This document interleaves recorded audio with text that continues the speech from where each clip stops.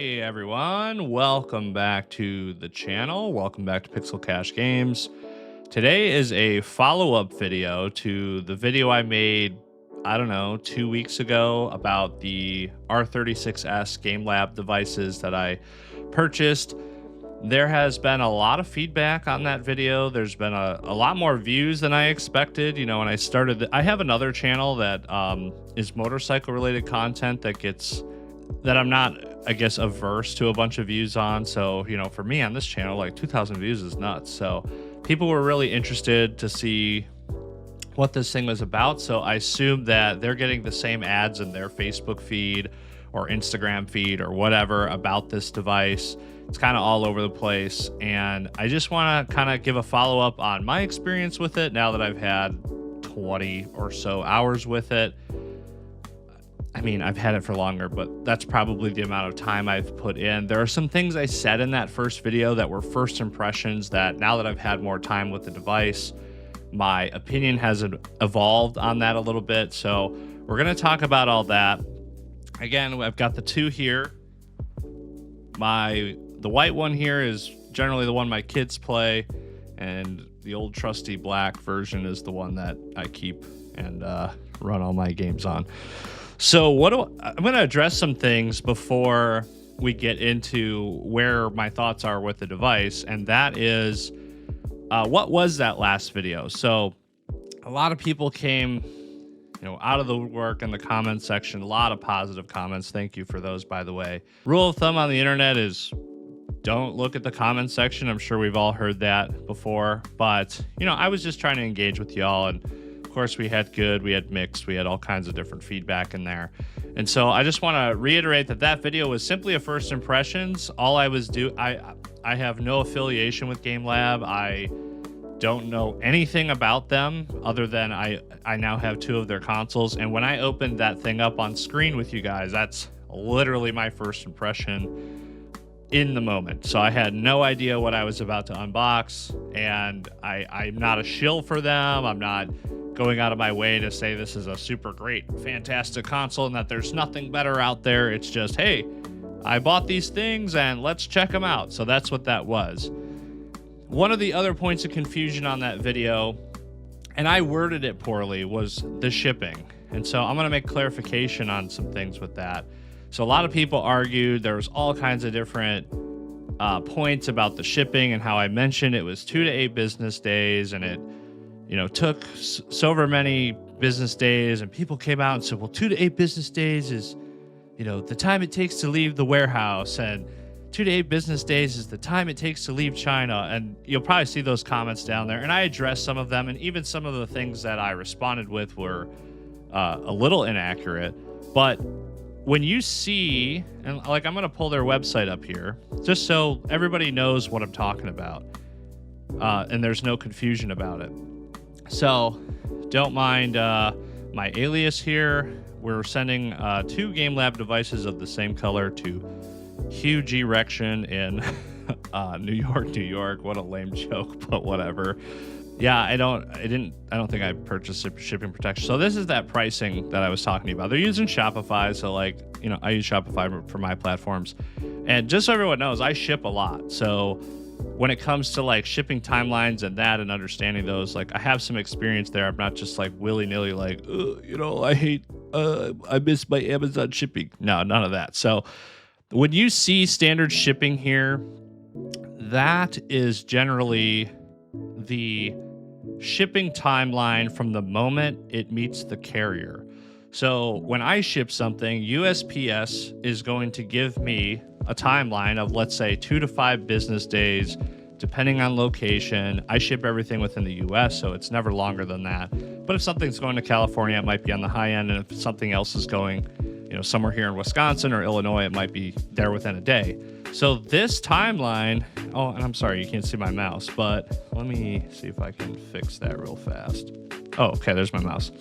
All right, so this timeline right here, this is once the carrier gets it, it will take roughly 2 to 8 business days from the moment the carrier picks it up. So that's not the day you order it, but the moment it gets into the carrier's hand to the day it gets to your doorstep.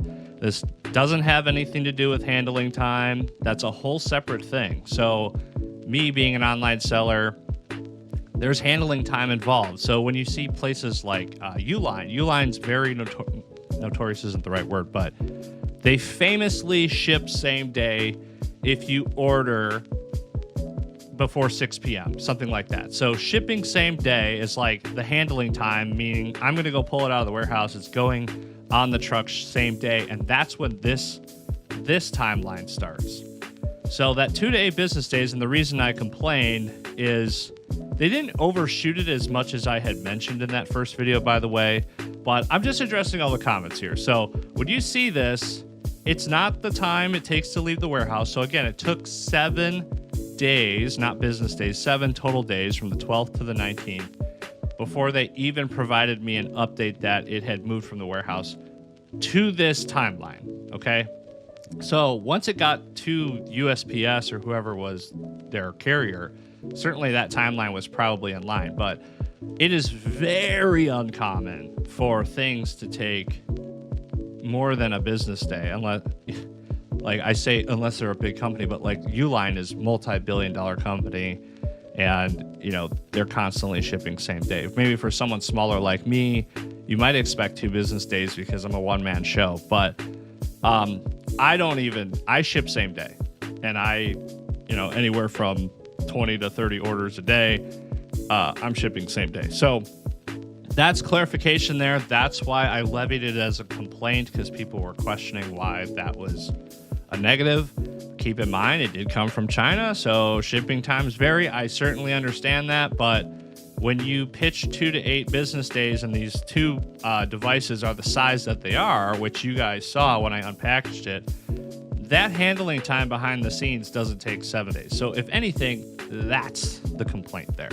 So, and again, I was just pointing out that be aware of that.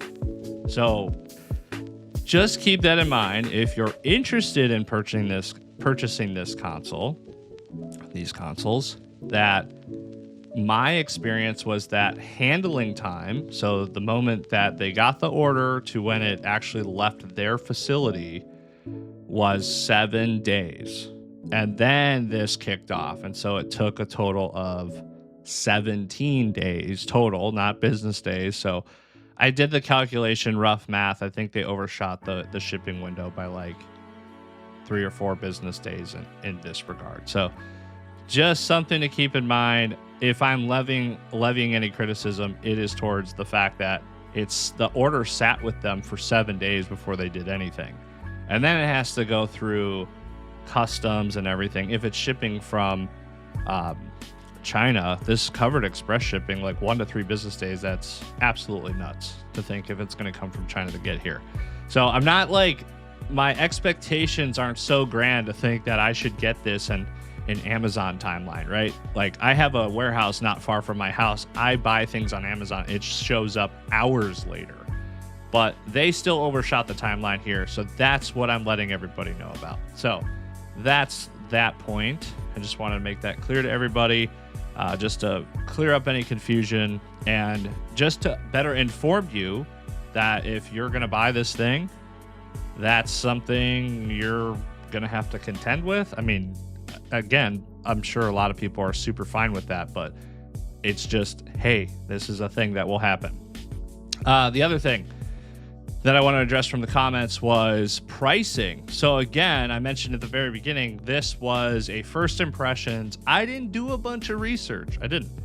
I went to Facebook and I was doom scrolling and boom, Game Lab showed up, and I had seen their ads a bunch of times, and I was like, okay, let me go to their website. Let's see how legit this is. And I poked around and everything, and I was like, you know what? $80. If I lose it, so be it, right?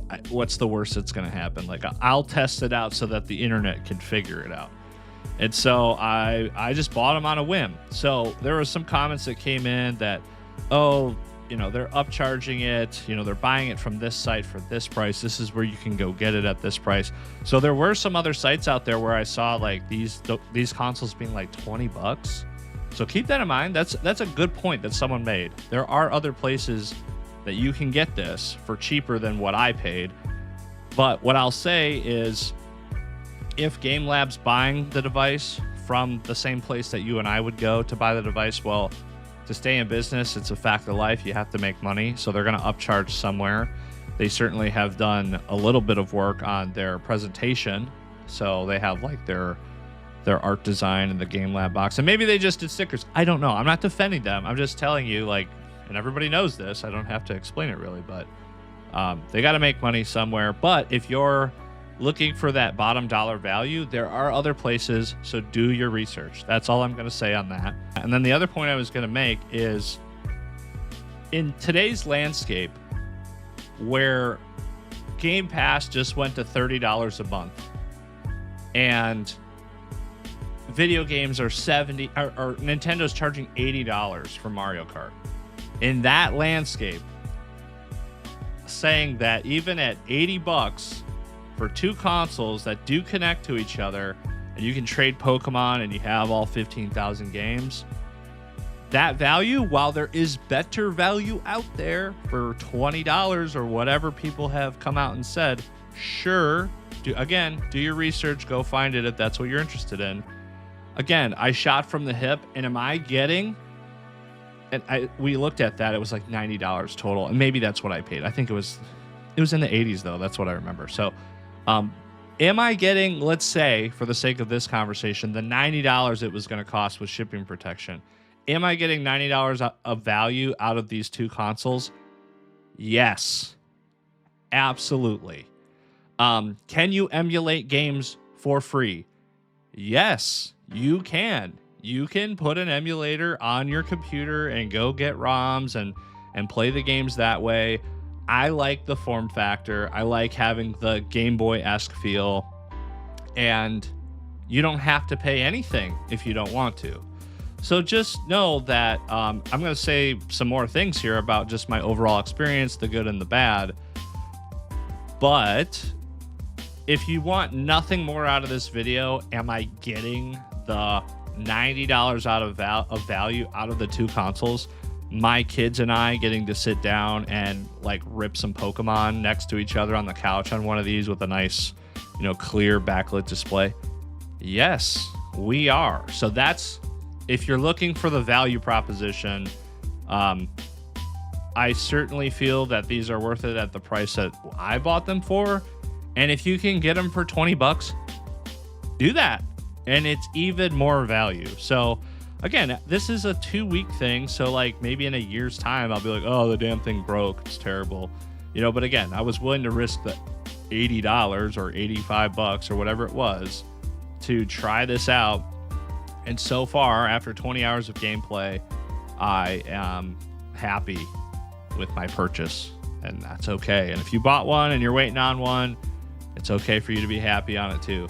And I do have some construction going on behind me here, so I'm hoping that's not coming through on the mic. So, all right, let's talk about some things. So one of the things I mentioned in the first video was that this didn't feel cheap. And I guess I didn't know what I was expecting because I have nostalgia for Game Boys and all these other things that I think felt a certain way, but I haven't really held something like this in a long time. And so while I said it was weighty, I mean, yeah, it's got some weight to it, but it's not going to like, hunk into your hands and feel like that. But if that's something you were looking for, and I don't have anything to compare this to, right? Maybe the Switch 2, that's my only other handheld. I don't have a Steam Deck.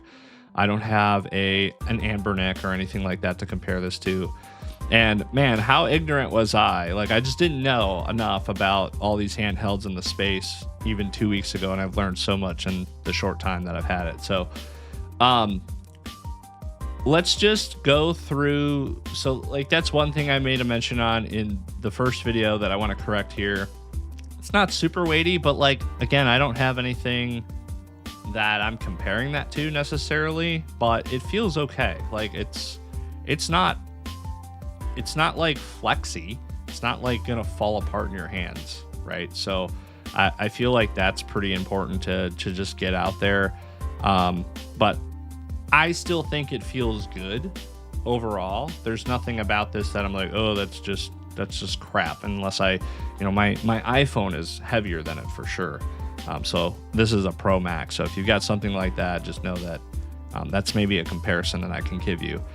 One of the other things I said in the first video that since owning this, I think is an overstatement, is the audio is good. The audio is terrible.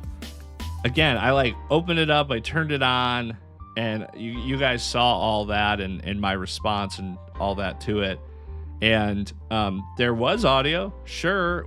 Was it on par with a Game Boy of old? Probably. But I will say that when you turn this thing up, that speaker in there is just cracking, and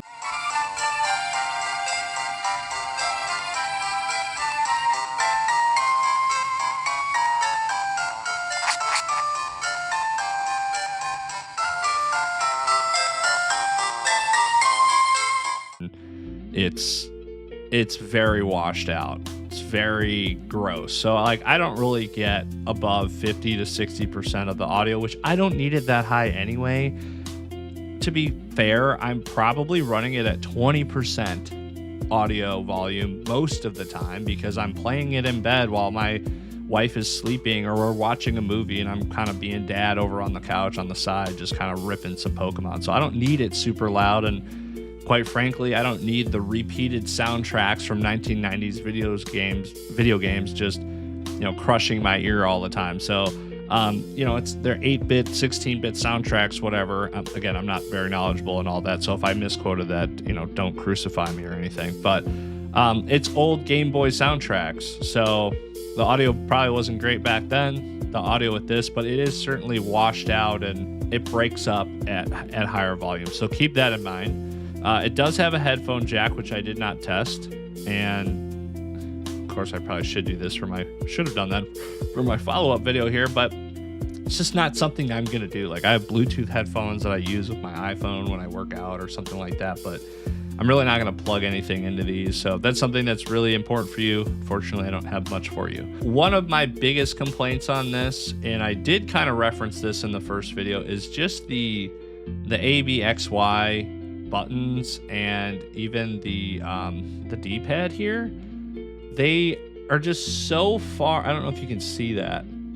I feel like they're hard to press, and it's unmistakable what you're pressing. Like it's obvious that, oh, I'm pressing the A button, I know where and nothing feels foreign necessarily, but my thumbs just kind of feel like they're so far off the system.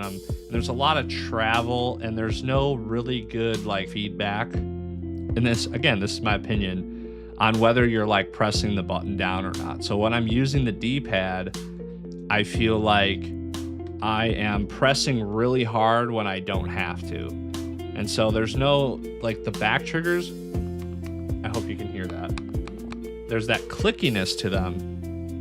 This is me pressing on the D-pad. On the mic there. There's a little bit there maybe, but very mushy, very mushy. So I get a little bit of thumb fatigue. Imagine that word.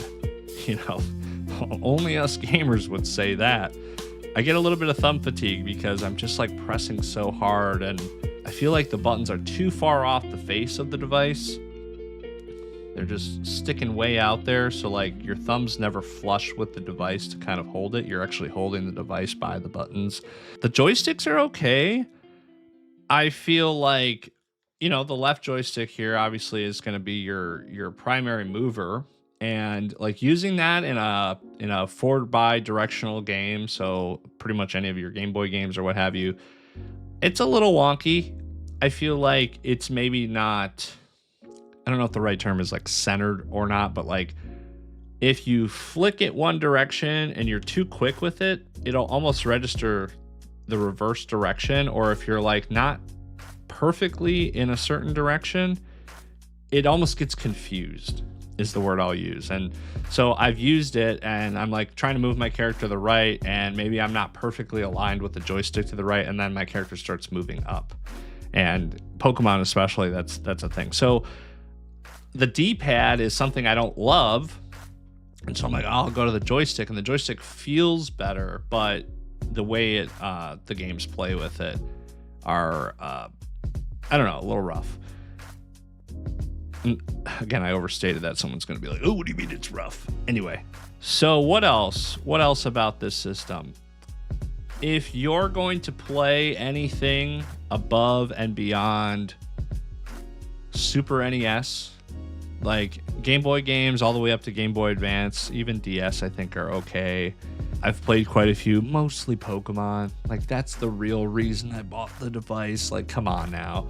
Pokemon runs phenomenal across the board. So if you want a Pokemon device that you just want to rip around with and be able to play them all, you can. They have ROMs on there for like some of the fan-made Pokemons as well. I haven't played those, but they're there. But if you're going to get into like N64, what I've noticed is that, like, I loaded Conker's Bad Fur Day on here. That's one of my favorite N64 games. And it just runs like straight up dog shit. It's garbage. It's the frame rate. It stutters. The audio skips. And so I tried to play another game like Diddy Kong Racing, another favorite of mine. Like, when it comes to racing games, like, that's at the top of my tier list. And it just stuttery, jittery, you know, it just doesn't have the power it needs to be able to run those games effectively. And to be honest, like, to get those games emulated in a good way, like even Conker's Bad Fur Day, like, I've built an emulator machine on my PC on a separate drive before, and it always kind of was a little wonky. But there are emulators that play it a little bit better, you know, from the PC, and it can leverage your hardware that you have. And I have a pretty beefy PC, so like anything that's graphically intense or what have you, it runs pretty well. So yeah, if you're looking to do anything NES, Super NES, what else? Game Boy Advance, you know, kind of that 16-bit era, maybe, if that's the right era that I'm speaking on here. It does really well. I think it really crushes that. And if that's the type of gaming you're looking to do and just have this on the go, again, its form factor is super nice. And like, I always have it in the car and I take it places. And if I'm waiting around, instead of whipping out my phone and doom scrolling, I go play a game. You know, I'm big. I mentioned in my first video, Dragon Warrior Monsters on Game Boy Color was a huge one for me. So I've played countless hours on that already. Out of the 20 that I've played, probably half of them are into that game. And they have just a huge selection. Loading ROMs is not difficult at all. So if you have any familiarity with like the ARC emulation system and stuff like that, if you've done that with other platforms or systems, it's similar here. Essentially, the way I did it was I took out the micro SD card, I loaded it into a computer, I went into the folder that contains all of the ROMs and games, and I was able to load the ROMs and games that this did not have onto that, pull it out of my computer, put it back in here, and bam, it ran. And it'll scrape content on games as well. So if you don't have the wallpaper or the background screen to know what the game looks like and the menus and all that, it will do that. And again, if you have familiar with ARC, then you'll generally understand what's going on here. And I know a lot of these systems use it. So again, bottom line here. So I know I'll run some B-roll in this, and you've probably already seen it because it's in the video, right? But bottom line is, can you find this device cheaper? Yes. If you want to do that, do that. Is it still valuable at the price that I got it from Game Lab? Yes, I would certainly say so in today's market, just based on the price of gaming and all the other things that we spend money on. If it dies in a year, will I be upset? Sure. Will I be that upset? Probably not.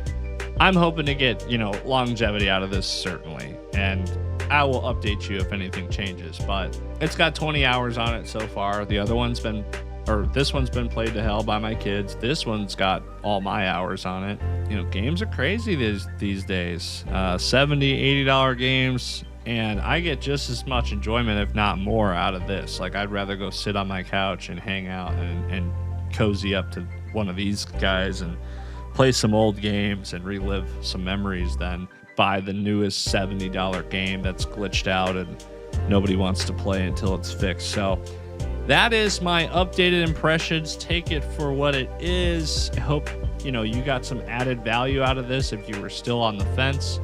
Again, it's not perfect. And none of them are. None of the devices are perfect. I'm sure there are other devices out there with better value, and everyone has their opinion about what that is and all those things, and that's fine. But am I getting the value out of it that I paid for it? I would say yes. I would say that I'm having a great time, and if you wanted to buy one, you know, don't let me convince you. You know, do your research. I'm sure there are plenty of other videos out there, but it does the job. And it plays the old games, and I'm happy with it so far. So that's just my unfiltered opinion on it. So if that changes, I'll be sure to let you know. If you don't like the device and you think it's overpriced, hey, more power to you. So that's it for me, guys. I appreciate you tuning in. Again, I hope this video helped you make a decision on something, or just was insightful to you about, you know, some of the other devices that are out on the market, the Temu version of the Ambernick. And yeah, if you guys have any questions, leave them down in the comments. Feel free to subscribe, like, dislike the video if you didn't like it. All that's good with me. And I look forward to seeing you guys in the next one. Take care. See you later.